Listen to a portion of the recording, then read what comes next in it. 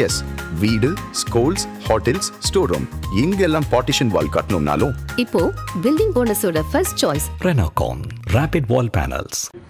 తిరుమల తిరుపతి దేవస్థానాల్లో పరకామణిలో జరిగినటువంటి అవకతవకల్లో ప్రథమ భూమిక ఆ రోజు ఏవీఎస్ఓ సతీష్ కుమార్ గారు ఆ రోజు లోకాయుక్తలో రాజీ చేసుకున్న రవికి దొంగలించినటువంటి రవికుమార్ తో అని చెప్పి భక్తులందరికీ తెలుసు. ఈ రోజు చాలా దురదృష్టకర వార్త వినడం జరిగింది. అప్పుడు ఏవీఎస్ఓ పనిచేసినటువంటి సతీష్ కుమార్ గారు ఈ రోజు మరణించాడని చెప్పే వార్త వినడం జరిగింది. చాలా బాధాకరమైనటువంటి సంఘటన.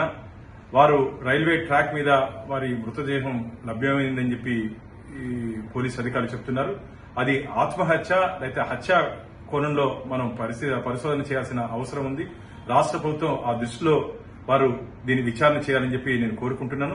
అలాగే మిగతా విట్నెస్లు, ఈ పరకామణిలో ఉన్నటువంటి మిగతా విట్నెస్లు కూడా భద్రత కల్పించాల్సిన పరిస్థితి ఏర్పడింది.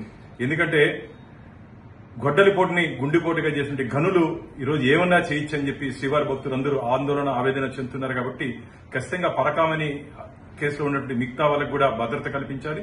ఖచ్చితంగా ఏవీఎస్ఓ సతీష్ కుమార్, అప్పుడు పనిచేసిన ఏవీఎస్ఓ సతీష్ కుమార్ ఎందుకు ఈరోజు ఇలాంటి సంఘటనకి పాల్పడ్డారో భక్తులు చాలా ఆందోళన చెందుతున్నారు.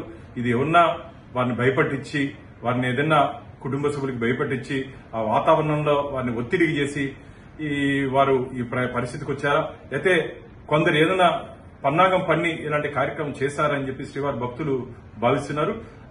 భక్తుల మన ఆలోచనల్ని రాష్ట్ర ప్రభుత్వం కూడా పరిగణలోకి తీసుకుని ఖచ్చితంగా దీని మీద దర్యాప్తు జరిపించి దీని వెనక ఉన్న వ్యక్తులు, శక్తుల్ని చట్టం ముందు నిలబెట్టాలి. కానీ వారి మరణ వార్త చాలా బాధాకరం. వారి కుటుంబ సభ్యులకి ప్రగాఢ సంతాపాన్ని తెలియజేసుకుంటున్నారు.